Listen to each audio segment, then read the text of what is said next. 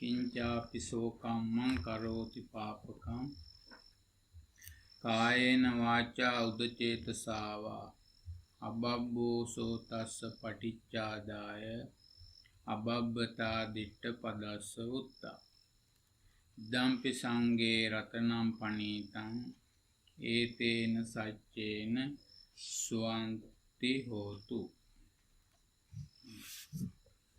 මේ කිංචාපි කියන්නේ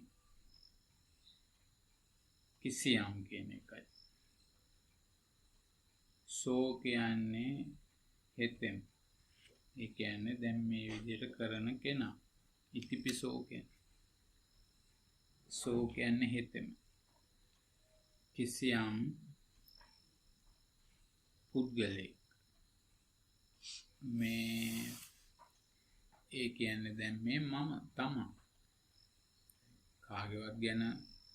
කාගේවත් ගැන හොයලා අපිට වැඩක් නැහැ. නේද? හැබැයි ඉතින් හැමෝම කරන්නේ අනුන් ගැන හොයන එක තමයි. ඒ අනුන් ගැන හොයලා කිසිම සුගතියක් නැහැ.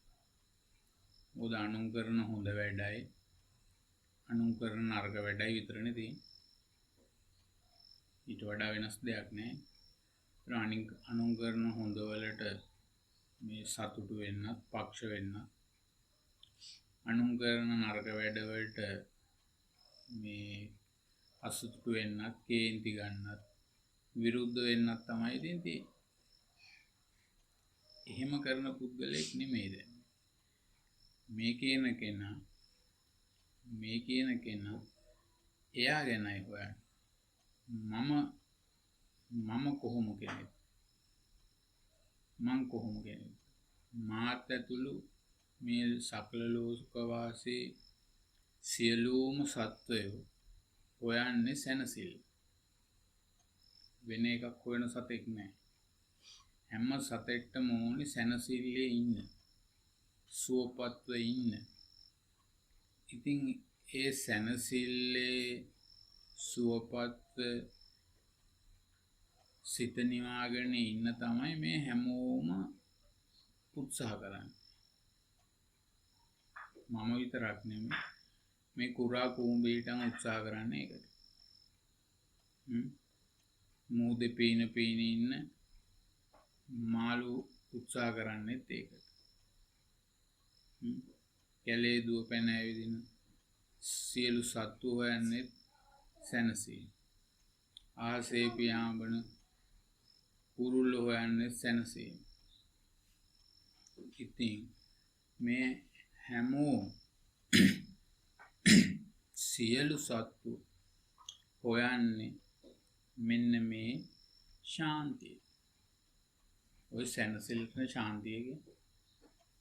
ඒතර බුදුරජාණන් වහන්සේ කියනවා ඒක මේ භූතය, මේ සතෙක් කියන්නේ භූතයක්.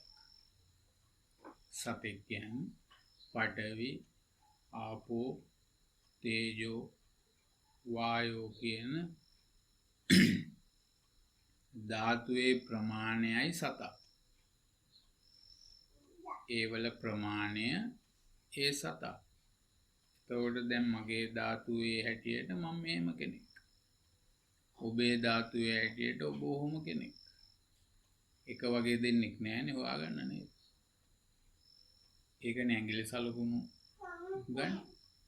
එක වගේ ඇඟිලි සලකුණු දෙකක් නෑ. එන එක වගේ දෙන්නෙක් නෑ. නේ? එහෙම ඉන්නවනම් ඇඟිලි සලකුණු ගන්න විදියක් නෑ. නේද? එක වගේ 7 දෙනෙක් ඉන්නවා නම් මනම් කියන ඉතින් කිව්වට. එහෙනම් ඒ 7 දෙනාගේම ඇඟිලි සලකුණු එක වගේ වෙන්නේ. එහෙම නෑ.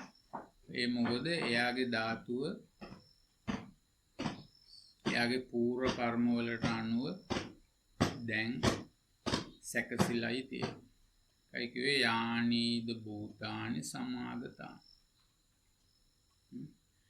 බුම්මා නිවායා නිවහන් තලි. ඒක අන්තරීක්ෂය දක්වාම දැන් තමන්ගේ මේ ශරීරයේ තියෙන භූතය අන්තරීක්ෂය දක්වාම බලපාන. ඒතර බුදුහාමුදුරුවෝ කියනවා ඒක සුමන කරගන්න. ඒක යහපත් කරගන්න. සුමන කිව්වේ යහපත්. යහපත් කිව්වේ අර සැනසීම ලබන එකක්. ශාන්තිදායක එකක් කරගන්න. ඔය අපි සොයන සැනසීම, අපි හොයන සුවය ලැබුණොත්නේ සුමන වෙන්නේ නේ. නැත්තම් සුමන වෙන්නේ. නැත්තම් තියෙන්නේ අසහනයි. ඉතින් අපි හැමෝටම තියෙන්නේ අසහනය තමයි. නේද? පුංචිම දරුවගේ ඉඳන් වයසක වයෝවෘද්ධ වැඩිහිටි මහලු කෙනා දක්වාම සෑම ජීවිතයකම තියෙන්නේ අසහනය. මොකද එයාට ඕන දේ නැහැ. නේ? එයාට ඕනි දේ නැහැ. ඒතර ඕනි මොනවාද? ඕනි දේ මොකද්ද කියලා කියන්න දන්නේ නැහැ. හැබැයි එයාට මොකද්ද ඕනි? ඒ ඕනි සැනසීම. ඒතර බුදුහාමුදුරුවෝ මේ රතන සූත්‍රයෙන් ඔය අසහනය වැඩි වෙනකොටනේ දුර්භීක්ෂය. නේද? අසහනය වැඩි වෙනකොට ලෙඩ හැදෙනවා. අමනුස්ස බිය ඇති වෙනවා. පරිසරය එයාට අගුණ විදියට බලපානවා. එතකොට ඔය කියන දුර්භීක්ෂය ජීවිතයට උදාහරණ. ඒකට අපේ සෑම ජීවිතයකම දැන් දුර්භීක්ෂය හටගෙනයි තියෙන්නේ. නේ? දුර්භීක්ෂය හටගත්තේ නැති ජීවිතයක් නැහැ. නේ? මොනෝ යම් ප්‍රමාණක අසහනයකින් අපි හැමෝම පෙළෙනවා. ඒ කියන්නේ නැති කමින් පීඩා විඳින. දර අපිව තේරුම් අරගෙන තියෙනවා නැති කමින් පීඩා විඳින සිත ප්‍රේත සිතක් බවනේ. ඉතින් එතකොට මේ නැති කමින් පීඩා විඳින සිත් මේ දුර්භීක්ෂයේ අගාධයට වෙනකම්ම ගමන් කරනවා. ඒකෙන් ගැලවෙන්න හම්බ වෙන්නේ.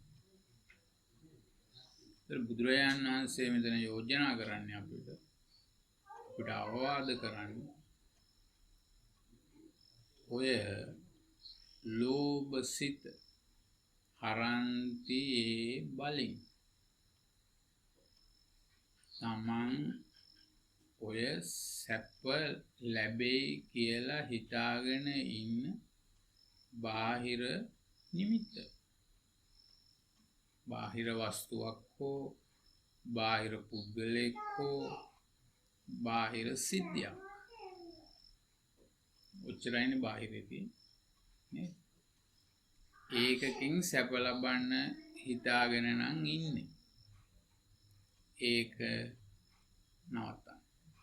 හර කරන්නේ ඒක හරන්තියේ බලි. දැන් අපිට ඒවා බැර වෙනවා නේද? පොඩ්ඩක් නෙමෙයි ටොං ගන්නට බැර වෙනවා. අපිට මෙන්න මේ විදියට කරගත්තොත් ඔය සැනසීම ලැබෙයි කියලා පෙනිලා අපි දැන් ඒක ලබා ගන්න දත් මිටි කාගෙන වැඩ කරනවා නේ. ඉතින් කරලා කොහොම හරි ඉතින් දන්න සෙල්ලම් ඔක්කොම දාලා ඒක ලබා ගන්න. ලබා ගත්තම සැනසෙනවා. අන්න ඒකයි මෙතන තියෙන ප්‍රශ්නේ. ඒක ලැබෙනවා. නමුත් සැනසීම ලැබෙන්නේ ඊට වැඩි අසහනයක් ජීවිතයට උදාහරණ. නේද? බුදුහාමුදුරුවෝ මෙන්න මෙතන තමයි පෙන්නන්නේ. මෙතන කියන්නේ හොඳින් මේක අහගන්න. නේද? අතෝපි සක්කච්ඡ සුනන්තු බාස. මම මේ කියන දේ ඉතාම හොඳින් අහගන්න. සකස් වෙලා අහගන්න. එහෙමනම් මොකද්ද මේ බුදුහාමුදුරුවෝ කියන්නේ? ඒ බාහිරෙන් සැප ලබා ගන්න හිතාගෙන වැඩ කරන්න එපා. ඒකට බුදුහාමුදුරු කියන්නේ අපිට වැඩ නොකර නිකන් ඉන්න කියලා. අන්න ඒක තමයි තේරුම. ඒක ලබා ගන්නේ මම මගේ ජීවිත වැඩ කටයුතු වලට පහසුවට. ඒකින්ද පුළුවන් නම් මම ඒක ගන්නවා. බැරි නම් නිකන් ඉන්නවා. කවුරුත් කරන්නේ ඒක. නේ සැප ලැබෙයි කියලා හිතාගෙන ගන්න හදන කෙනා කරන්නේත් ඒක. හැබැයි මෙයා ඒ අදහසස් කරනවා. මොකද මෙයා දන්නා ඒකේ සැප නැහැ. ඒකේ සැප නැහැ. ඔය සිත ඒ නිමිත්තට යොමු කරගෙන ඉන්නකන් තමයි දුක. ඒකින්ද මම ඒකෙන් සිත ගලවලා සිත නිවා ගන්න. සිත නිවුනොත් අන්න ඇත්ත සැප උදා වෙනවා. ඒකට කියන්නේ නිවන් සැප. අර ඕනි කරන දේ ලබා ගත්තොත් තුත් සැපක් ලැබෙනවා. පොඩි සැපක් ලැබෙනවනේ නේ. ඒකට කියන්නේ කම් සැප. ඒක හරිම తాවකාලිකයි. ඒක හරිම తాවකාලිකයි. දැන් අපි හිතමු මේ වෙච්ච සිද්ධි මේවා කෙනෙක් ඉතින් ලොකුම සීනේ ඉඩමක් අරගෙන ගයක් හදන එක නේ. ඊටත් වඩා සැපක් නෑ. ඔක තමයි මහාම සැපේ. ඉතින් දැන් මේ යුවලා ඒගොල්ලෝ ඉතින් ඔය විදිහට ඉඩමක් අරගෙන ගයක් හදලා. ඉතින් දැන් ඒගොල්ලෝ ගෙට ගෙවිදින දිනේ. එතකොට දැන් ඒ ගෙදර කිරි උතුරනවා. දැන් ඒ අය එයාගේ නෝනයි එයාගේ චූටි බබයි තව ඉතින් අම්මලා තාත්තලා දෙහොම ඉන්නේ නැතිනේ නේද? ඉතින් දැන් කිරි උතුරලා දැන් මේගොල්ලෝ හරි සතුටින් ඕම කිරි උතුර ඉන්නකොට අර කිරි උඩට එනකොටම ඒ චූටි බබා ගිහිල්ලා දැම්ම අත කිරියට. දැන් සතුටට මොකද?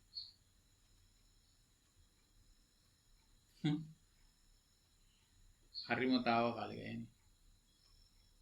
කම් සැප එච්චර తాවකාලික. එහෙම නොවුනත් ඉතින් ওই සතුට හැමදාම තියෙනවා.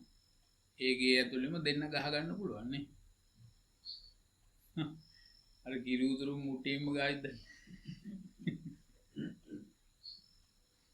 නේ? ඒ සැප කොහෙද උඩ? ඒතර බුදුහාමුදුරු කියන්නේ ගයක් හදාගන්න එපා කියලා නෙමෙයි. මේ ඔක්කොම දැනගෙන හදනවා නම් ගේ හදන්න. මේගේ ඇස්සේ මොනවා වෙයිද? නේ? ඇත්තෙන් ඕන වැඩේ කරන්න. වැඩේ කරන්න ඕන ඇත්තෙන්. ඉතින් දෙයක් මට දැන් ඉන්න ඕනින්ද වැස්සෙන් පින්නෙන් බේරෙන්න, මැසි මදුරුවන්ගෙන් ආරක්ෂා වෙන්න, මේ සීත උෂ්ණයෙන් ආරක්ෂා වෙන්න. ඉතින් නිවාසයක් හදාගන්න ඕන. ඒක වැඩක්.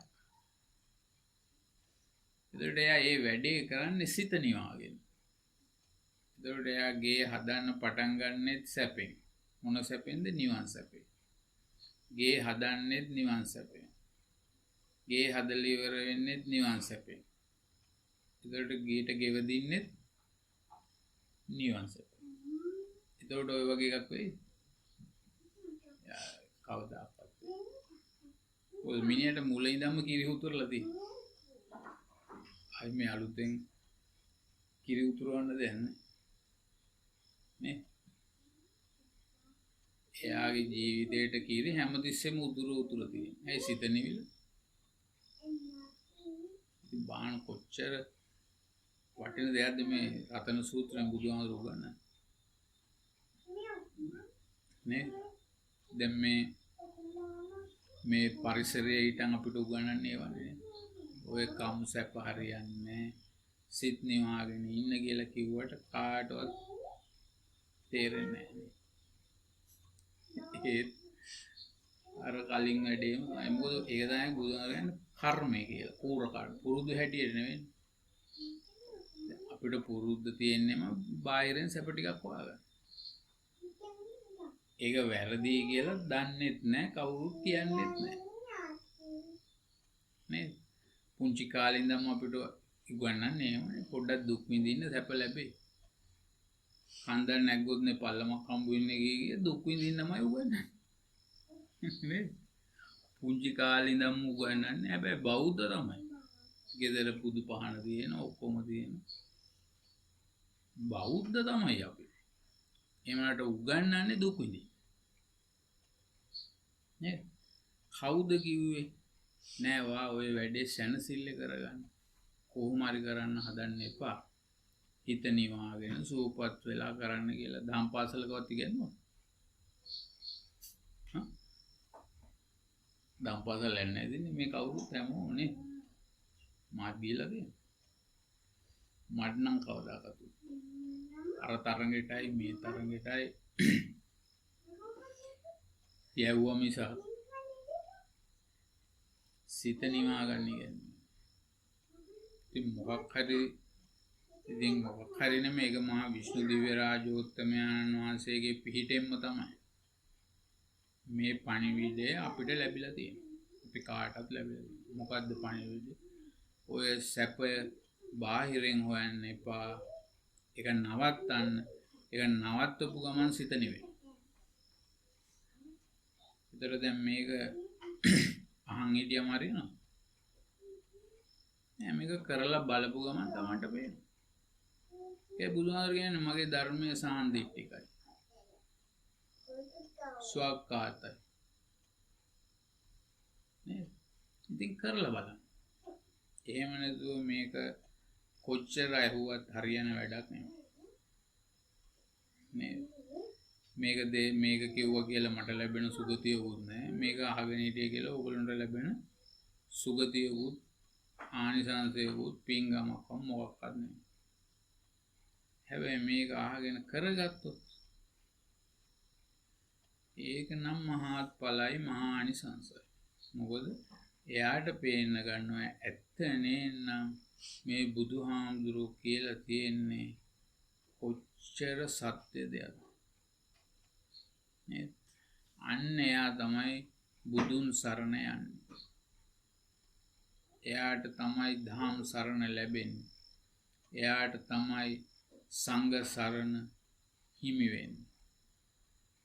ඒ රත්නත්‍රයේ සරණ තමයි මේ රතන සූත්‍රයේ තියෙන්නේ. ඒ රත්නත්‍රයේ ගුණ ලබන හැටි මේ කියන්නේ. එතකොට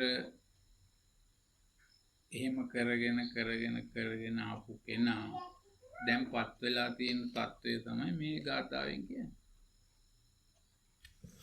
කිංචාபிසෝ දැන් ওই විදියට කරපු කෙනා මේ කියන විදියට පිළිපදින කෙනා කරෝති පාපකම් කායේන වාචා උච්චේතසාව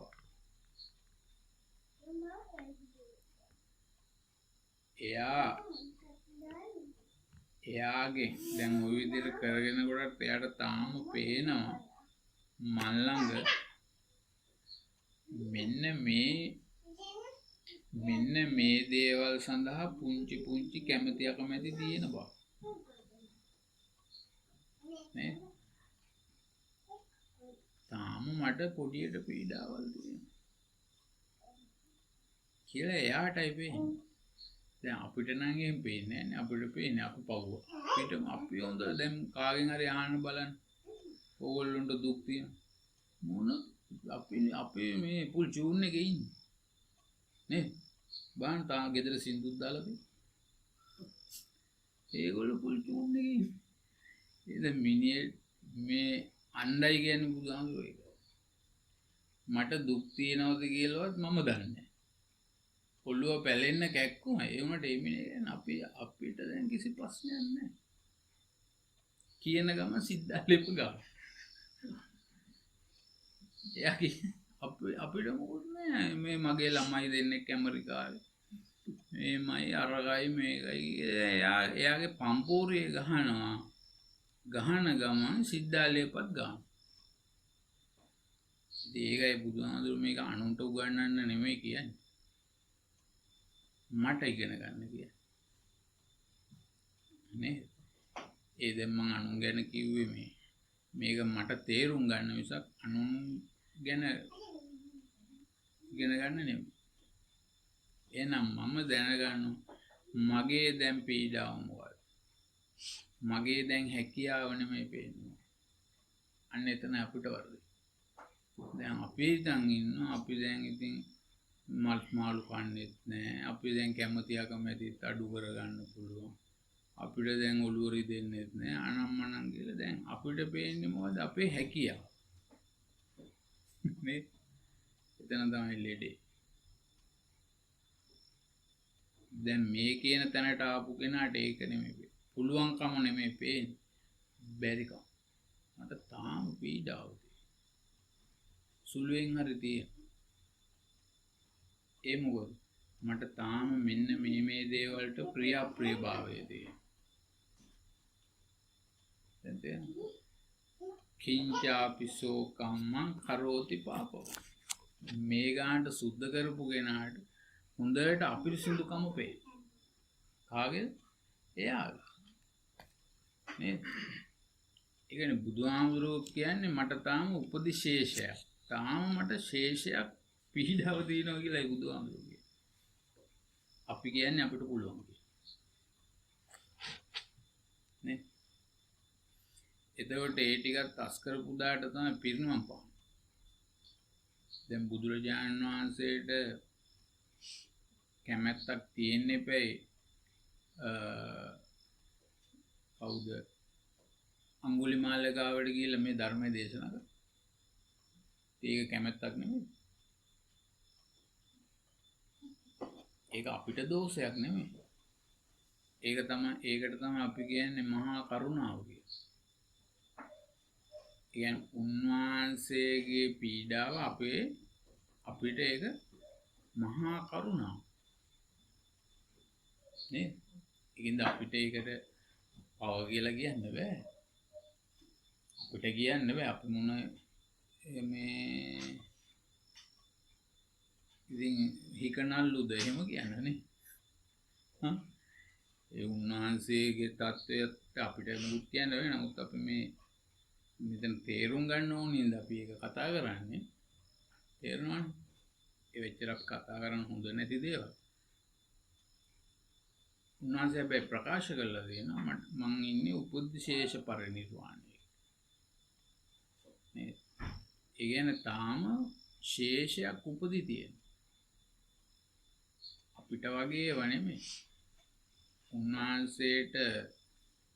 උන්වහන්සේගේ ධර්ම වලට ගැලපෙන පුද්ගලයෙක් හම්බුණා. එයාට මේ ධර්මයේ දේශනා කරන්න උපාදානයක් එපේ. නේ? ඒ ටික ශේෂ වෙලා තාම තියෙනවා. ඒකට කිව්වා බුද්ධ කෘත්‍යය කියලා. ඒ ටිකත් අවසන් වුණාම උන්වහන්සේ අනුපදිශේෂ පරිනිර්වාණ ධාතුවට පත් වුණා. එතකොට කිසිම පීඩාවක්.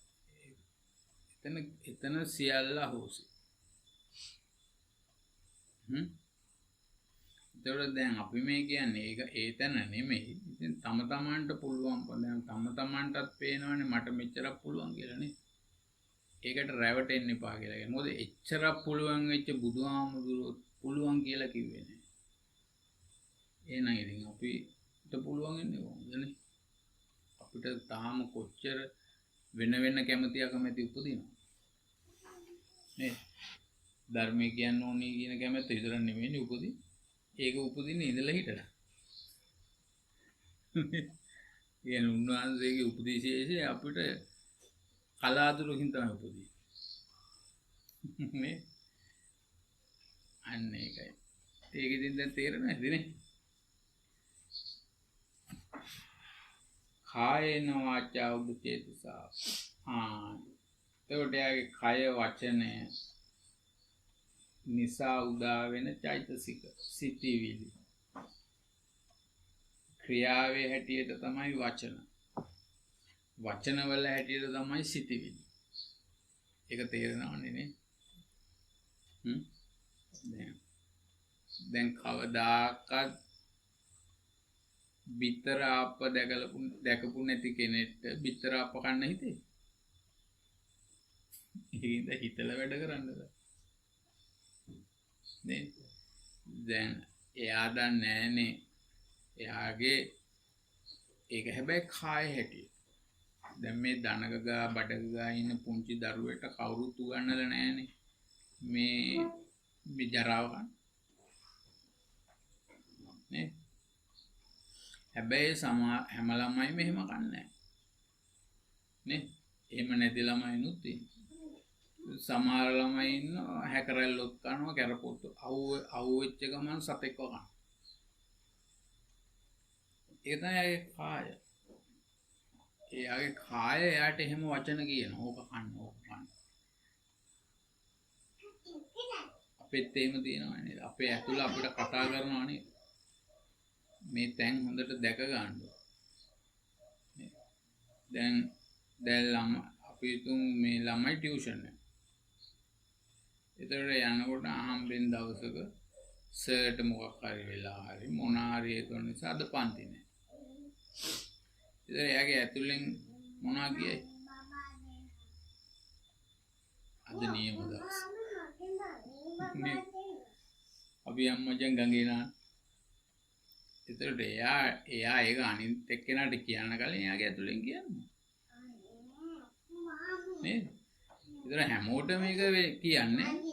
ඒකින්ද තමයි කණ්ඩායම් හැදෙන්නේ. අර ක්‍රියාවල සමානකම් තියෙන කට්ටිය එකතු වෙනවා. එයාගේ ඒගොල්ලෝගේ ඇතුලේ භාෂාව එකයි. තව කට්ටියක කිව්වලගේ එන අපි සිගරට් එකක් බොන්නේ. ඒක එයා එළියෙක් කෙනාට කියන්න කලින් එයාගේ ඇතුලෙන් කියනවා. නේ? තවතනේ හිටියොත් මේ විදිහ හරන්තියේ බලින් කරන එකනේ. ටියුෂන් නෑ මං එනං ගෙදර යනවා. එච්චරයි. නේ? අර හරන්තියේ බලින් බුදුරජාණන් වහන්සේගේ සරණ යන දරුවෙක් නම් එයාගේ ක්‍රියාවෙන් කියවෙන්නෙම සුභාසිතාච ආවාච. යහපත් වචන.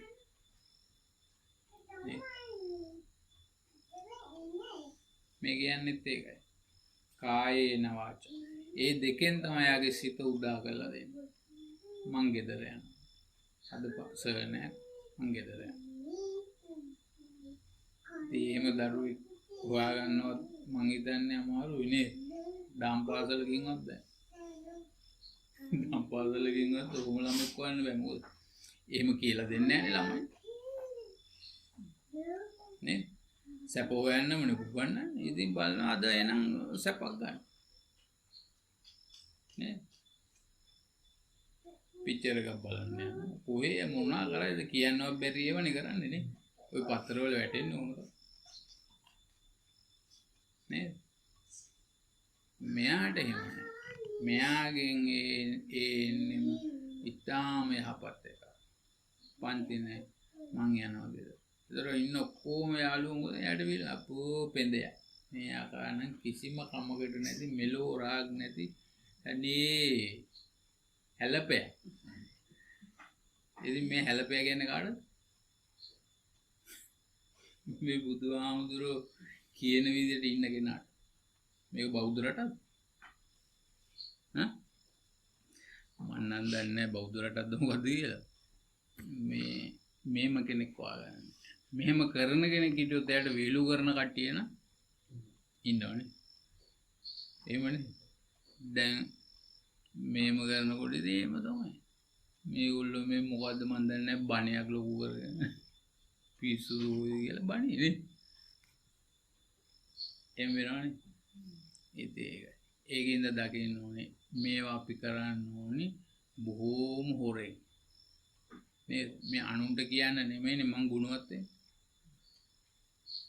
නේද? දැන් තමන්ගේ මාස පඩිය අනුන්ට කීගේ ඉන්නවා.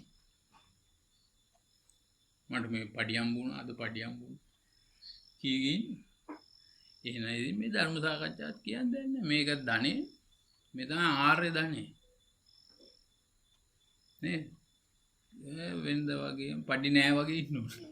පඩිය හම්බුලාද කියලා දන්නේ නැහැ නේ. අන්න ඒ වගේ වුණේ අපේ ಗುಣ රැක ගන්න. නැත්තම් මේ අනිත් ඒවා කොල්ල කන. වෙන්නේ නැද්ද? වෙනවනේ. අන්න ඒකයි. එතකොට තමයි යාට අබබ්බෝසෝ තස්ස පටිච්චා අබබ්බයි. බොහොම ස්වල්ප වැඩ. බොහොම දැයට හරි ලේසි ජීවිතේ. දැයට හරිම ලේසි ජීවිතේ. මොකද එයාට දැන් ගෙයක් හදාගන්න එක හරි ලේසි එක. මොකද ඒ සැප විඳින්න නෙමෙයි එයාගේ යා. එයා ඒ කළ යුතු වැඩක් නිසා ඒකට අවශ්‍ය කරන මුදල් වාගෙන ඒකට එතකොට දැන් ඒ වැඩ කරන මිනිස්සුත් නිවෙනවනේ. අදට ඇති ඕගොල්ලෝ බාන අවුවේ ඉඳගෙන ඉතින් අමාරුනේ. ඔය ඇති බාසුන්නේ අදට වැඩ නවත්තන්න යන්න. ඔයාගේ ළමයි ඒ මිනිස්සුත් නෙවෙයි. එහෙම කියනකොට ඒ බාස්ලා හොර කරයි. හොරෙක් වුණත් කරන්නේ. අපි කොහොමත් හොරෙක් තමයි ඒ ඇවිල්ලා ඉන්නේ. ඒ හොරාට හිතෙන්නේ නැහැ මේ මිනිස්සයාට වරදක් කරන්න. නේ? ඕකට තමයි බුදු සරණ කියන්නේ. ඕකට තමයි දෙවි පිහිට කියන්නේ. දැන් සැප ලබන්නේ ඉන්න එක්කෙනා නම් මොකද වෙන්නේ? දැන් මේ මිනිහා 6ට වැඩ නවත්තන්න හදනකොටත් මේ යකාට මදි. මොකද බාසුන්නේ වැඩි ඉවරයි වගේ. අයියෝ මේක කවද ඉවර වෙයිද දන්නේ. කිසිම දාක හොරගම් කරන්න හිතෙන්නේ නැති කාටත් හිතෙන හොරගම් කරගෙන යනවා. ඒ මිනිහව ගිනි ගන්නවා. නේද? ඉතින් වැරදිකාරයෝ නිර්මාණය කරනවා ලෝකෙට. නේද? බාසුන් නැහැ උදේට ටිකක් පරක් වුණාට කමක් නැහැ. ඔය අති දාගෙන දුවගෙන එන්න එපා. හිමින් සැරේ එන්න. හිමින් සැරේ එන්න. ඉතින් ඔහොම කෙනෙක් හම්බුවේ. එහෙම කෙනෙක් කොහෙන් හොයන්නද නේ? කද බාසුන් නැහැ. බලන්න ඕගොල්ලෝ වැඩට එන වෙලාව. මේක ඉතින් එන්නේ පරක්කු වෙලා. ඊට පස්සේ ඉතින් ආපුලෙන් දැන් යන්න සිහිය. ඉතින් මේම පුළුවන් ද බාසුන් නැහැ වැඩ කරන්න. ඉතින් බාස්ලම කී දෙනෙක් මාරු වෙනවද ගයක් හදන්න කියලා. ඇයි මේ පීඩා? මෙයාගෙත් පීඩාව, ඒගොල්ලොන්ගෙත් පීඩාව. නේද? හැම කෙනාම ඉන්නේ පීඩාවනේ. බස් එකේ නැග්ගම කොන්දොස්තර මාත්‍යත් ඉන්නේ පීඩාව. ඩ්‍රයිවර් මාත්‍යත් ඉන්නේ පීඩාව. පෝංගා මේ බ්‍රේක් ගන්න. ඉතින් මේක තමයි ප්‍රශ්නේ. එතකොට දැන් මේ ප්‍රශ්නේ නැති ජීවිතයක් වෙලා එයා ආවේ. ඒ කියන්නේ අබබ්බෝ තස්ස පටි. බොහෝම ස්වල්ප වැඩයි. බොහෝම ස්වල්ප වැඩයි. ඉතින් මේ තත්ත්වයේ ජීවිතයට උදා කරගත්තු කෙනෙක් දැන් මේ කියන්නේ. අබබ්බතා දිට්ඨ පදස්ස උත්ත. ඒකින්ද යාට දැන් හොඳට ඇත්ත පේනවා. මීට කලින් ගාතාවේ කිව්වෙත් ඒකනේ මේ චතුරාර්ය සත්‍යය තමයි දැන් එයාගේ දර්ශනය. මෙයාට දැන් හොඳට ඇත්ත පේනවා. වැඩ කරගමු. වැඩේ කරමු. දුක් විඳින්න ඕනේ. ඊටාම සැනසෙල්ලේ ඉඳගෙන සුවපත්ව ඉඳගෙන මනස සෑහළු කරගෙන කිසිම බරක් නැතුව මට කරන්න වෙලා තියෙන වැඩ මගේ යුතුයකම් මම ඉතින් පුළුවන් විදිහට ඉටු කරනවා. මොකද යුතුයකම කියලා ඉතින් මම මැරෙන්නේ නේ. යුතුයකම් ඉටු කරන්න ඕනේ කියලා මම මැරෙන්නේ නේ. මටත් හුස්ම ගන්න බැරි වෙච්ච දාට හුස්ම ගන්න බෑ. ඉතින් කොහොමද ඉතින් මේ යුතුයකම් කියලා කරන්න පුළුවන් මල දානයක් නෑ. කරන්න තියෙන එකම යුතුයකම තමයි අනිත් කෙනාට විරුද්ධ නොවී ඉන්නේ. නේද? දැන් පුතෙක් අම්මට සලකනවා. ඉතින් කොහොමද සලකන්නේ? අම්මට කියනවා අම්මේ දැන් ඔයාට ඔය තියෙන ලියටේට ඇල් වතුර අල්ලන්න හොඳ නැහැ. උණු වතුර බොන්න. දැන් වෛද්‍යවරු කියලා තියෙන්නේ එහෙම. ඒකින්ද උණු වතුර බොන්න. මෙන්න මං අම්මට මාමයිට් ගෙනල්ලා දෙනවා. මෙන්න මේ ශස්ත්‍රජන් තියෙන. අම්මා මේවා බොන්න. ඒතර දැන් අම්මට සලකලා ඉතින් දැන් මෙයාගේ නීති ටිකට දැන් යට වෙලා තමයි අම්මයි. ඒකට දැන් මේ නංගි හරි තව කවුරු හරි සහෝදරෙක් ගෙදරට එනවනේ දැන් අපි මේක කිව්වේ අයියා කියලා. අයියා තමයි දැන් මේ නීති ටික අම්මට දාලා දෙන්නේ. ඒකට අයියා නැති වෙලාව මල්ලි හරි අක්කා හරි නංගි හරි කවුරු හරි එනවා. ආවම අම්මා මොකද්ද කියන්නේ? අයියා සලකනවා කියලා. අම්මා කියන්නේම අම්මගේ පීඩාව. අයියත් එක්ක බෑබා. මේ යකාගේ දාට සංග්‍රහයට වෙලා මම ඉන්නේ පෙයි. පුදුම කාලකණ්ණි ජීවිතයක් මං ගෙවන්නේ. ඊට පස්සේ අර නම් ආපු එක්කෙනා බලනවා අයියා කියන්නේ හැමතිස්සෙම අම්මට සලකනවා කියලා. ඉතින් දැන් එයා කෝල්ලයක් දාලා ගෙදර ගියාම ගන්න කෝල්ල. මොකද්ද මේ තේරුම? අම්මා මේ නායෙන් අඬනවා හැමතිස්සෙම ඔයා මේ දැන් අයියට මොකද? අපේ අම්මා ඉතින් ඕමම තමයි කවදද බං මගේ හොඳක් කියන්නේ. ඔය ගෑණිට කොච්චර කරත් වැඩක් නැහැ. මේ දා සැලකිලි.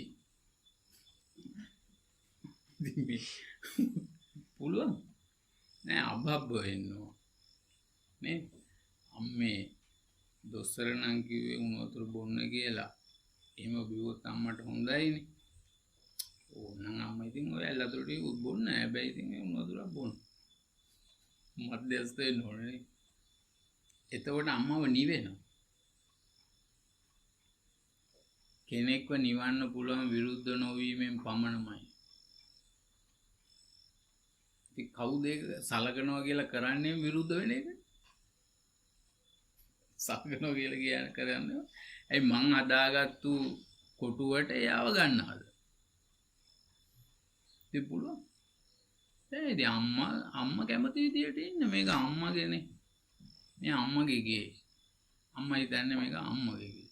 මේ ඔක්කොම අම්මගේ. අම්මා කියන්නේ මං ඉන්න ඕනි විදිය. එච්චරයි. ඉතින් මං ඉන්න ඕනි විදිය අම්මගෙන් ආගත්තම ඉවරයි. මම මොකටද අම්මා ඉන්න ඕනි විදිය කියන්නේ නේ. බලන්න ඔය ඇඳුම මං කොච්චර කියලා දෙනවද අම්මට අඳින්න එපා කියලා. අඳින්නෙම ඔය මල ජරාව. ඉතින් අම්මා කැමති ඒකට නම් මට ඕන. නේද? මගේ කැමැත්තට අනුව අනුන්ව තියාගන්න එක නෙමෙයි සලකනවා කියන්නේ. ඉතින් ඕක ක්‍රමේ බිරිඳට පාවිච්චි කරොත් සැමියෙක්. නේද? සැමියාට පාවිච්චි කරොත් බිරිඳ. අන්න ඒක නම් සැලකිල්ලක් තමයි.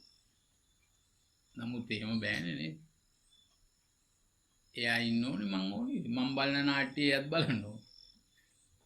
එතකොට තමයි හොඳ. නැත්නම් ඉතින් අබබ්බන නෑ විරුද්ධ නොවී ඉන්න පුළුවන්. ඔයා බලන එක බලමයි මාත් බලන්නේ. දාන්න. කොච්චර ෂෝක් දාන්න නියම. ඉතින් වැඩි ඉවරයි නේ. ඔයා සින්දුව තමයි මත් මං ආස සින්දුවක් නෑ. ඔයානේ කොච්චර හරි ෂෝක් නේ. ඉතින් ඒතකොට ෂෝක් නැද්ද ජීවිතේ? මොකද එයාට ආසාවක් නේද? මේ ගේ හදන්නේ මම තමයි ඒ වුණාට හදන්නේ ඔයාට. මේ ගෙට මං දාන්නේ ඔයාගේ නම. මට ඕනේ. ඔයා බලන්න මේක හොඳද කියලා. ඉතින් එහෙම පුළුවන් නම් අබබ්බයිනේ. මොකද එයාට වැඩක් නැහැ. එයාට කරන්න කිසිම වැඩ. හැබැයි එයා වැඩ කරනවා. එයා ඩබල් වර්ක්. දෙගුණයක් තුන් ගුණයක් එයා වැඩ කරන කෙනෙක්. හැබැයි එයාට දැන් අපි දෙගුණ තුන් ගුණ නෙමෙයි පස් ගුණ දස බල වලින් ගුණ වලින් නෙමෙයි බල වලින් මගේ වැඩේ කරගන්නද නේද? ගුණයට හපන්නේ බලය නේ. මම පුළුවන් තරම් බලය දාලා හදන්නේ මගේ වැඩේ කරගන්න. එතකොට අබබ්බ වෙන්නේ එන්න පෘතුල වෙන. ඒ කියන්නේ පුතඥගේ මහා වෙලා උපදින. මගේ කැමැත්ත මට මහා වෙලා උපදින. නේ? එතකොට ඉතින් මාව අනිත් කෙනාගේ පපුවේ ඇනෙනවා. මාව අනුන්ට පීඩාවක් වෙනවා නේ. වෙනවනේ. ඒක තමයි මේ ගාථාවෙන් කියන්නේ. ඉදම්පි සංගේ රතනම් පනීතං ඒතේන සච්චේන සුවත්ති. මේ මෙන්න මේ ගුණාංග මගේ ජීවිතය තුළ දැන් උදා වෙලා සත්‍ය ලෙසම උදා වෙලා ඒ සත්‍යයේ බලයෙන් මේ සුවපත් වෙනවා මෙන්න සුවපත් වෙනවා අර මගේ අවශ්‍යතාවයේ සියලු සතුන්ගේ අවශ්‍යතාවය කාට ඉටු වුණේ නැතත් මෙන්න දැන් මට ඉටු වෙනවා මගේ ඔළුව නිදහස් මට දැන් අර අසහනය නැහැ නේ අසහනය නැත්තම් නිරෝගී නම් සිත නිවෙනවා ශාන්තිය යාට උදා වෙලා අර සුමනා භවන්තු වෙලා නේද ඉතින් මේ සූත්‍රයේ ගායනා කරාමත් ගුණ ලැබෙනවා ඇති ලැබෙනවා ඒක අපිට පේනවනේ නේද මෙහෙම කරගත්තොත් කොහොම ගුණ ලැබෙයි නේ ආනේ ඉතින් දැන් මං හිතන්නේ තේරෙන්නේ නැති නේ ඒක තමයි ඔය ගාථා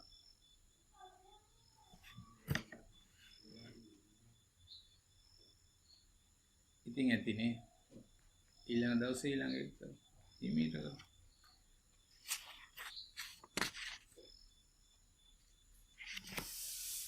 හොඳයි ඉතින් ඒක දැන් තේරුණා නම් ඉතින් හරි අහන්න දෙයක් තියෙනවා නම්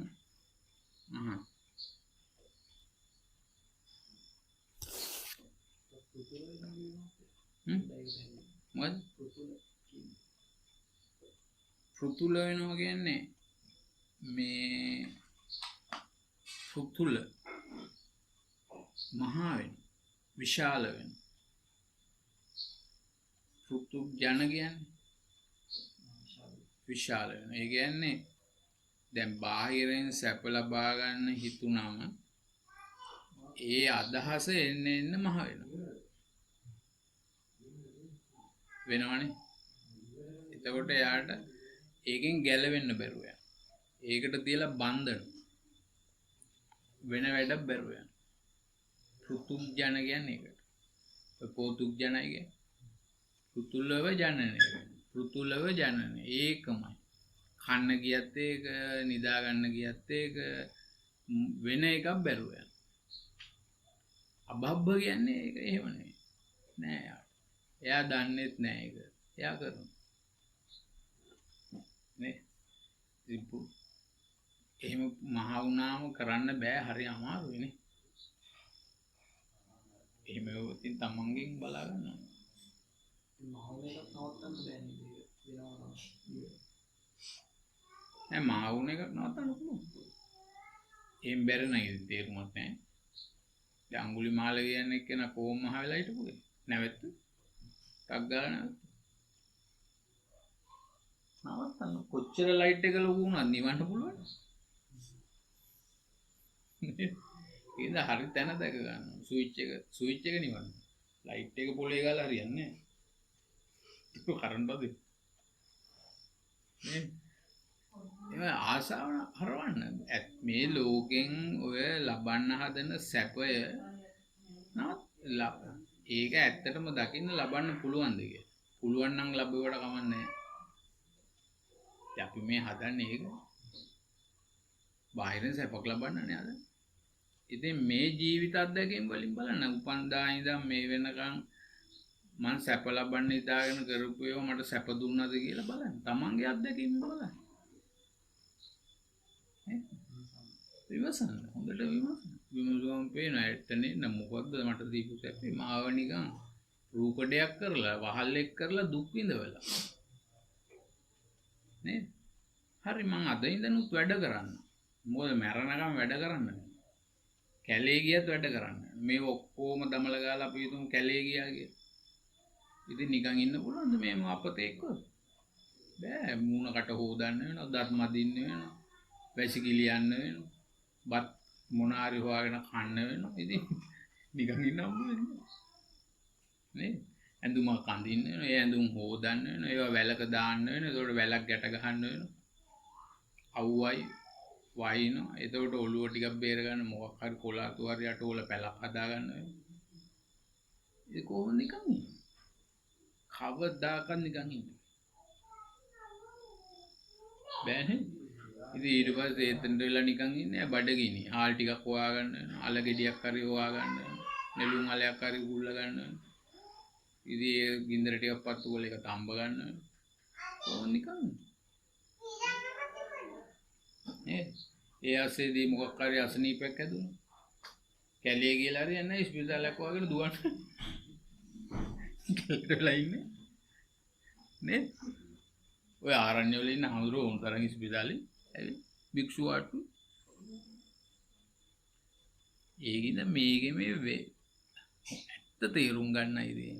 ඒකින්ද මම වැඩ කරනවා අද ඉඳන්. හැබැයි මම ඒ වැඩ වලින් සැප නම් විඳින්නේ නැහැ.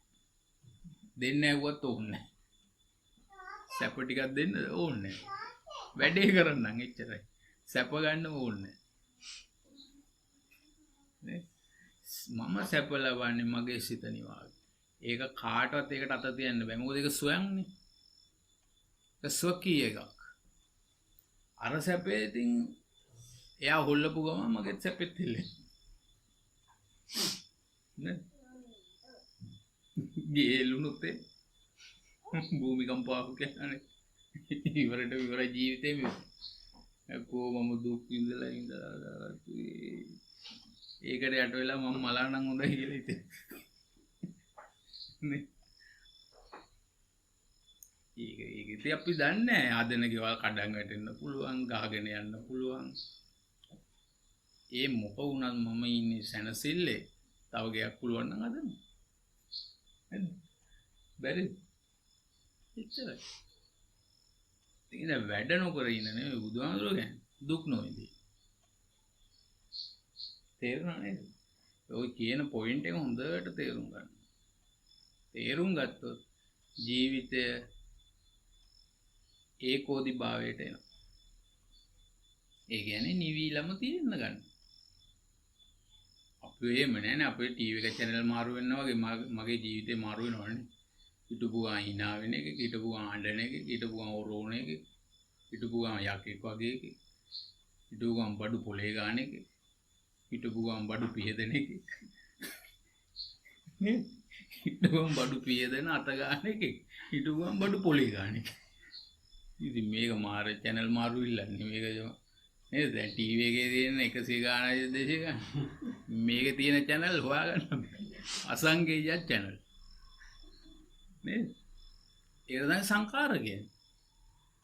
ඉතින් මේ බුදුදහම මහ ප්‍රාණයක් නෙමෙයි. බුදුහාමුදුරුවෝ කියන්නේ විසංකාරගත චිත්තයට එන්නේ. නේද? බුදු වුණා කිව්වේ ඒක සංකාර නිරෝධයි. අපි පුරුදු කරමුනේ. මම හිතන්නේ බැරි වෙන එකක් කියලා. පුරුදු කරොත් පුළුවන්. හොඳයි. අපි එනම් අවසන් කරමු නේ. කොහොමද තේරෙනව නාපුනේ? පෘථග්ජනයි අබබ්බයි. අපි වෙන්න ඕනේ අබ්බා. සුළු දෙයක්. නේ? සුළු දෙයක්. ගේ කඩන් ඇවිල්ලා. ඒක සුළු දෙයක්. අපි දැන් එනං ඉස්සෙල්ලම කැඩිච්ච ගේ අස් කරමු. ගල් ටික පැත්තකින් තියමු, ලී ටික පැත්තකින්. වර්තමාන වැඩේ කරමු. නේ? එච්චරයි. ඉතින් කොච්චර ලේසිද ඒතොර ජීවත් වෙන්න? කොහොමද ඉතින් මැරෙනකන්නේ ඕක කරන්න වෙන්නේ ඒ ටික. නේ? ගේ ඇදලා කිරි උතුරන දාට පණ යන්න තියෙනවා නම් පණ යනවා. ඉතින් කිරි උතුරනවා කියලා නෙමෙයි. පොඩ්ඩක් ඉන්න කිරි ටික උතුරලා එන්නම් කියලා ඉන්නේ. නෑ පණ යනවා. ඉතින් ඒකින්ද මැරෙන්නයි අපි ඉන්නේ. මැරෙනකන් තාම ප්‍රණීත රස ඇති මේ නිවන් සැප භුක්ති විඳ තියෙන වැඩ කරන්න, දරුවන්ගේ වැඩ කරන්න, බිරිඳගේ වැඩ කරන්න, ගෙදර වැඩ කරන්න, රස්සාවේ වැඩ කරන්න. නිවන් සැපේ අහෝසි කරගන්න නැතුව. පුළුවන්. අපේ බැරි ගමට ඉතින් අහෝසි වෙනවනේ. මොකද අපිට සැප තාම පේනවා. මට නම් පේනවා. නේ? සැප ඉතින් පේනවා. එලි. ඒදා අවිද්‍යාව. ඒ සැප පුතුල වුණොත් එහෙම ඉවරයි. නේද? ප්‍රවෘත්තියක් තිබ්බා. ඉතින් කවන්නේ කිව්වා දැන් කෝච්චියේ වෙලා තියෙන්නේ. ඒ කෝච්චියේ දැන් මේ පැත්තේ සීට් එකේ ඉන්නේ මිනිස්සේ. ඉස්සරහා සීට් එකේ ඉන්නේ කාන්තාව. ඒකට ඒ කාන්තාව කෙටි සායක් ඇඳගෙන. ඒකට ටිකක් කළා යනකොට මේ ඉස්සරහා හිටපු මිනිහා දූවල ගිහලා අර කෙල්ලගේ කලව හපලා කාලා. ඇත්තටම වෙලා තියෙන වැඩ මේ. නේ? ඒ වගේ මං කියන්න ඕනේ ඔයගොල්ලෝ කොච්චර දන්නවද? ඒ තමයි පෘථග්ජන. ඇතුලෙන් මා වෙලා. ඉතින් එහෙම වෙච්ච වෙලාවට ළඟ ඉන්න කෙනා කතා කරත් ඇහෙන්නේ වෙනවනේ. මොකද මම ලකා ගාලා ඉන්නේ කියලා අහන්නේ. නෑ මේ මොකුත් නෑ. වෙනවනේ. ඔය ආන්නේ මොකද බුඩ බලාගෙන ඉන්නේ බකන් නිලාගෙන ඉන්නේ. ඒදී අර පොඩියට පුතඥ වෙනකොට. ලොකුවට වෙනකොට ඉතින් මොනවා වේද? එයා නැත්තම් මරනවා. නේ? මට ඕනි ඔබ මට නැත්තම් කාටවත් නෑ. ඌ කියලා මරලා දානවා. ඉතින් පතර පිරෙන්න ඕවා තියෙන්නේ. ඉතින් ඕවා තමයි දුර්භීක්ෂය ඇති. මමවත් මගේ ජීවිතේ මේ දුර්භීක්ෂය පළවා හැරගත යුතුමයිනේ. ඔව් මේක යුද්ධයක් කියලාමනේ. ඕක තමයි යුද්ධය. ඕක මාර යුද්ධය. පුදුම යුද්ධයක්. ඕක ලේසි වැඩක් නෙවෙයි. දුෂ්කර. ඒකට තමයි බුදුහාමුදුරුවෝ දුෂ්කර ක්‍රියාව කියලා කියන්නේ. බුදුහාමුදුරුවෝමයි බුදු උන්වහන්සේ ශ්‍රී මුකෙන්ම කියලා දෙන්නේ මේක අති දුෂ්කර වැඩක්.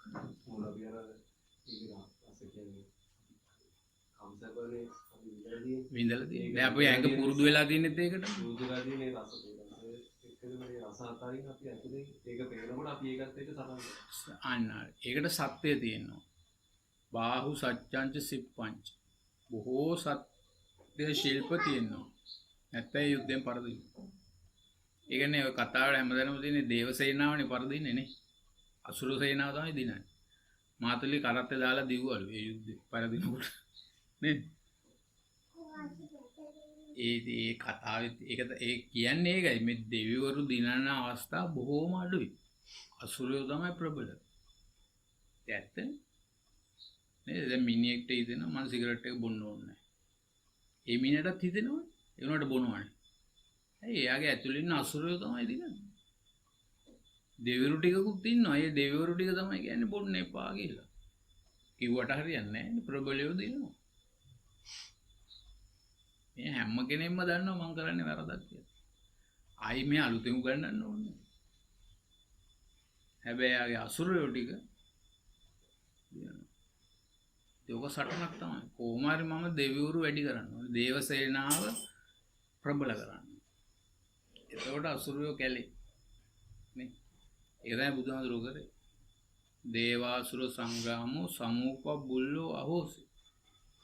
ඒ සංග්‍රාමයේ දෙවිවරු දින්නේ බුදුහාමුදුරුවෝ යුද්ධේ. අපේගේදී දෙවිවරු පරදින. ඒ පොඩ්ඩ දෙනයි නේ. ඒක ඇත්තයි. මට තාම බෑ. මාත් පරදින. ඒක මම මොනවද කරන්නේ? ටික ඉතින් පුළුවන් විදිහකට කරගමු. දැන් කකුල සොත්ති කියලා නෙමෙයිනේ ගමන කොහොම හරි යන්න එපානේ. ඒකෙන්ද හැරමිට්ටක් හරි අර රෝද පුටුවක් හරි නැත්තම් බඩ ගගාර යන්න ඉතින්.